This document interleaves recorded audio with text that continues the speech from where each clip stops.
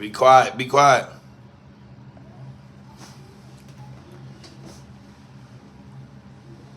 What's up? What's up? H-Time. This your Dreadhead, host Hot Topic TV. Y'all could have been anywhere in the world, but you chose to spend a few minutes with your Dreadhead host. And I appreciate you guys coming and spending a few minutes and cussing and discussing, chopping up, however you want to couch it with your boy.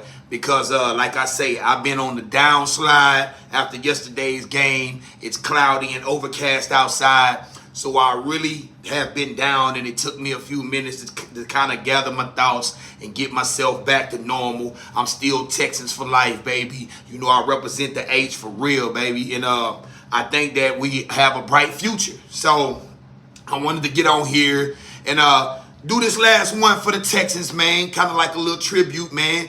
I congratulate everybody. I appreciate the Houston Texans organization for finally bringing us formidable football, watchable football. I loved what they did and how they put everything together. I give my roses to Nick Caserio. I give my roses to D'Amico Ryans, as well as Bobby Slowick, C.J. Stroud, the whole organization. Those people, the season ticket people, everybody in the organization, it was world class. They did their thing, and I loved this season. This was one of the most enjoyable seasons that I done had in a while, because even in the Bill O'Brien era, it was trash, garbage, boo-boo. The guy believed he was a offensive savant, and that offense was trash, boo-boo, a game time offense or whatever they called it, man, trying to be the Patriots South. But on to the Houston Texans and the Baltimore Ravens. Like I said, and like the title states, man, it was a dream season with a nightmare ending. The Houston Texans fall to the Baltimore Ravens 34-10. And at halftime, we went into halftime at 10-10. Really supposed to be 13-10, but Kaimi Fairbairn missed a field goal. It was actually a shorter field goal than the first one he made. That was at 50 plus. I believe that was from 40-something yards, but he missed it. I know it was windy out there. It was cold, but we needed that. I think that kind of killed the momentum. It killed a lot of drive. It took a lot of fight out of us. And when they went back in that locker room and got warmed up and came back outside, I guess everybody had called it wraps and was already on the plane back to the H. But the Baltimore Ravens came out. They smacked us. They smashed us. The offensive game plan in the second half from Bobby Slowick was pure garbage. I don't know, was his mind at the Washington Commanders, or was that Nashville, Tennessee, fake Titans, old Oilers, whatever, man. But like I said, I know that the Houston Texans could have done better. We could have beat these guys, and we could have went on for the first time to the AFC Championship match. But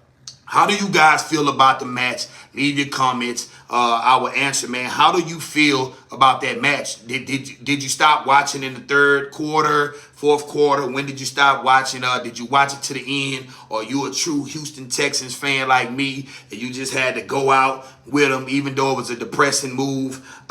C.J. Stroud, man, he was, I believe, 19 for 33, 175 yards. Very pedestrian. But he didn't have no wide receivers that can get open, man. Like I said, no Noah Brown, but even then, he's not a number one or a superstar receiver. Tank Dell, we really missed that guy in this matchup. In the playoffs, we need multiple weapons that complement each other. And Nico Collins, they made sure that he would not beat the Baltimore Ravens. So, like I said, man, dude, it was depressing to watch. I had a lot of Baltimore Ravens fans, man. Dude, they rubbed it in, man. They pie-faced me and everything. So big ups to them. Y'all got the dub, and I hope y'all lose in the AFC Championship. I hope Bills or the Chiefs smash you boys. But like I say, man, congratulations, Lamar Jackson. I like the dude, man. I liked him at Louisville. You know, I like what they do, but most of all, I'm a Houston Texans fan, man. I can't ride with nobody but my team. So it was depressing to see it. Okay, what position do you guys want to see the Houston Texans pick up in the draft? I'm not going to ramble. I want to know your answers. What do you think they should go for? Do you think they need to add another cornerback because Steven Nelson is getting up in age? Do you think they need to add a big body monstrous defensive tackle, man, that can go out there and get some sacks, man? Do y'all think we need a running back, a solid number 1 3-down running back? Do y'all think we need to go for a weapon as far as a receiver? I don't know. Let me know what you guys think that the Houston Texans should go get. I agree with you, Anaya. The Baltimore Ravens suck. I think it's Monique watching it till the end, and I'm truly proud of CJ. Yeah, so she watched it till the end. Everybody is proud, man. So the Houston Texans, as a whole, everybody is proud. It like the title states, man. It was a dream season with a nightmare ending. But if you know about football, if you don't know about football, but the people who know about football, who would you like to see that's coming out of this draft? What position would you like to see the Houston Texans draft and add to this roster? Like I said, over half of the team was on 1-year deals. So who would you like to see come back that's on a 1-year deal? I'll go first. I like to see Dalton Schultz come back on a multi-year deal. I think he's only like 27, 28. So I believe he have a few more good years in him at the tight end position. So I would like to see Dalton Schultz come back.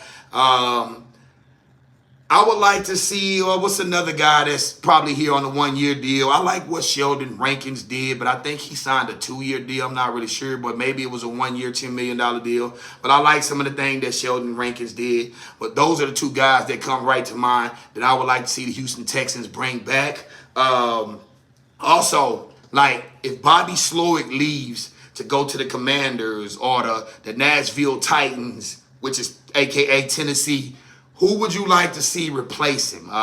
Would you like to see our quarterbacks coach Gerard Johnson replace him?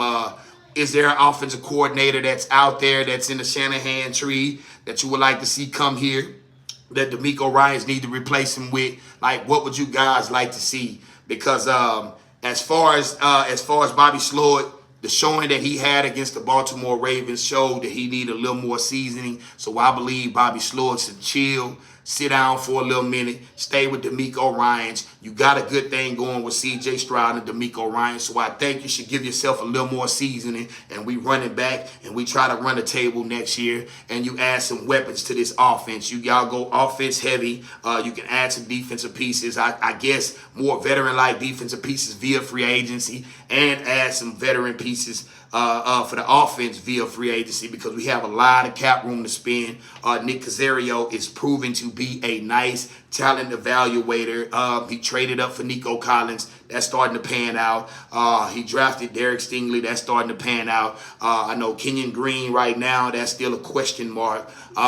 As far as the guys that he brought in via free agency on this 1-year deal, they played a huge part in this this season and on this team offensively and defensively. So H-Town, I'm pumped. I'm pumped about the organization and the direction that we're going. I know the season tickets holders are pumped. Everybody in this city is pumped. And I congratulate the Houston Texans all the way up from the owners, from Cal McNair and Hannah Manier, all the way to Nick Caserio, DeMeco Ryans, everybody in ticket sales, C.J. Stroud, the defense, everybody in this organization, including the fans.